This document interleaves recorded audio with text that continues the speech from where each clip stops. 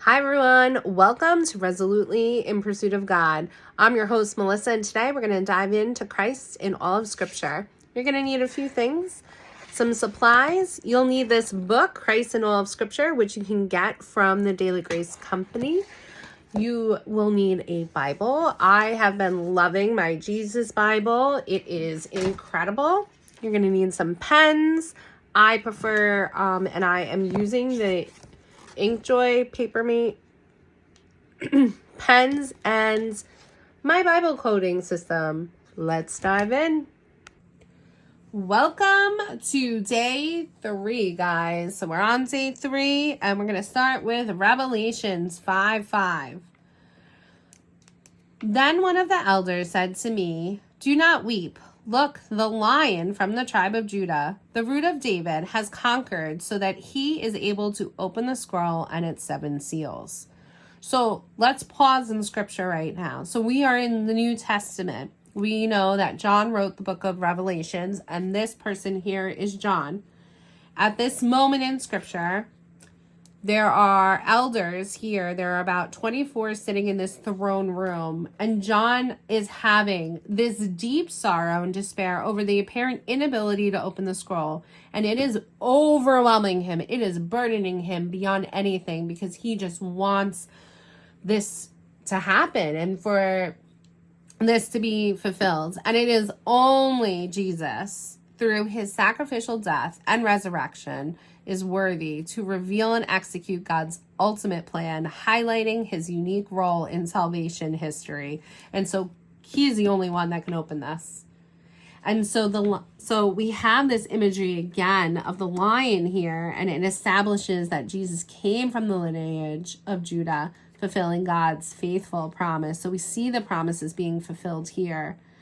We see that there is this David covenant that is fulfilled here because this lion from the tribe of Judah, the root of David, we can see David. And that's why looking at this genealogy and understanding this genealogy for this week was so important, because we need to understand the key players of the Scripture when it comes to Jesus's lineage and where he came from.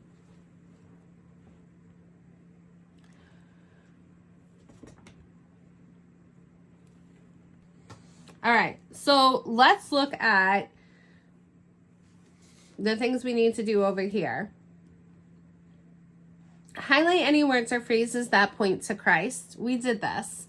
Make note of any attributes of God seen in this text. So we can see in this moment here in Scripture, and this stood out to me, God's timing is always perfect. His timing is good, faithful, and holy.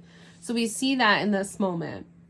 Even if John can't see it at that present moment, we can see that God had this comprehensive plan, and we could see that this is indicating completeness and divine perfection, because we're seeing this number 7 here. And that's super important because this is totality. It's coming to full completion.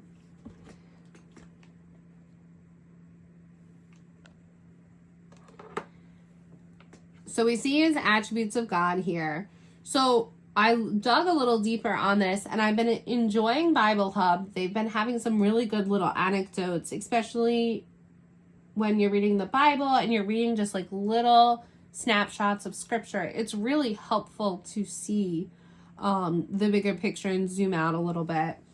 So here are some points that I was able to take notes on.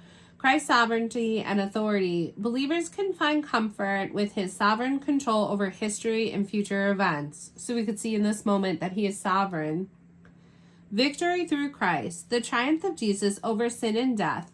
Believers are called to live in the victory he has secured, overcoming personal struggles through his power. We also see hope in the times of despair. John's initial weeping turns into hope upon the revelation of Christ's worthiness in times of personal despair. Believers can find hope in Jesus, who holds the future. And the last point was the importance of worship. The heavenly scene emphasizes worship of the Lamb. Believers are encouraged to live a life of worship acknowledging Christ's worthiness and authority. And so we could see that there is hope in this moment, that there is worship in this moment, that God is sovereign, and we can add that. I'm going to add that he is sovereign here in one of my little attributes.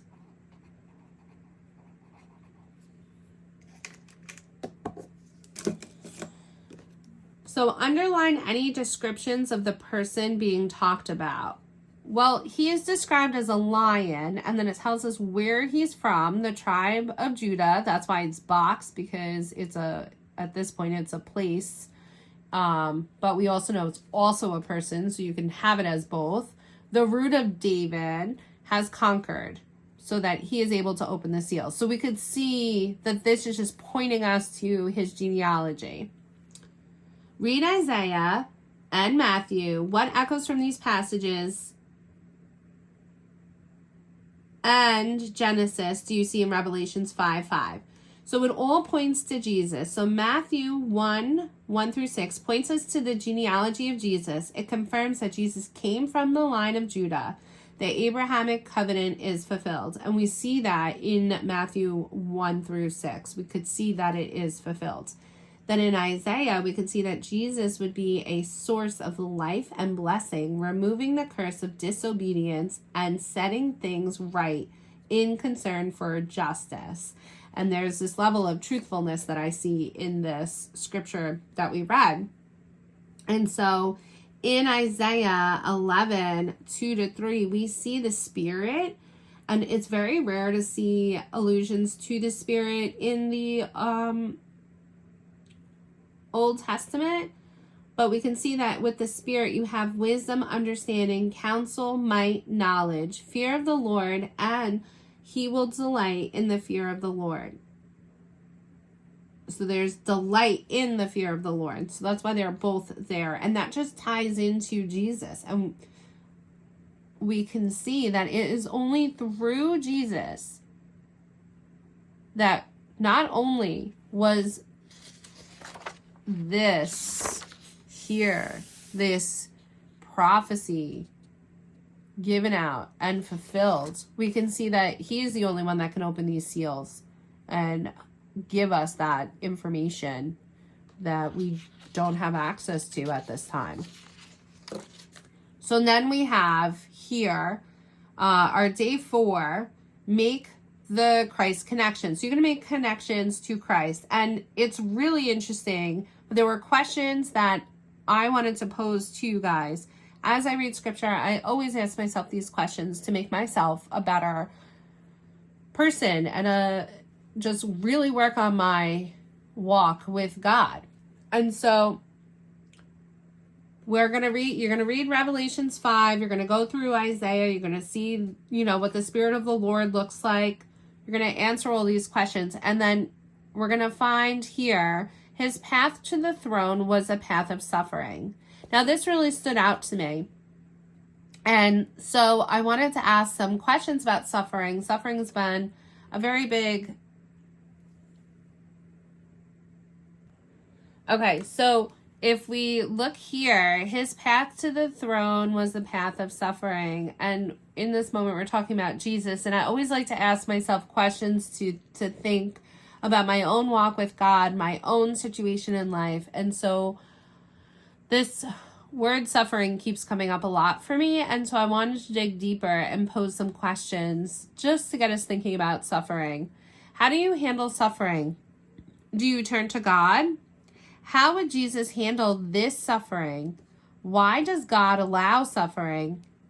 What is the root cause of the suffering? So is there a sin behind it, a disobedience behind it? Where is it coming from? We know here Jesus willingly suffered, going to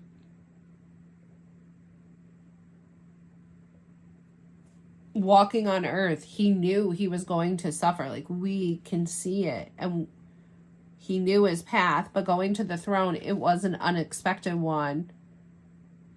But we could see he did not grow up in a palace, but his path to the throne was a path of suffering. And so we could see suffering also in the book of Job.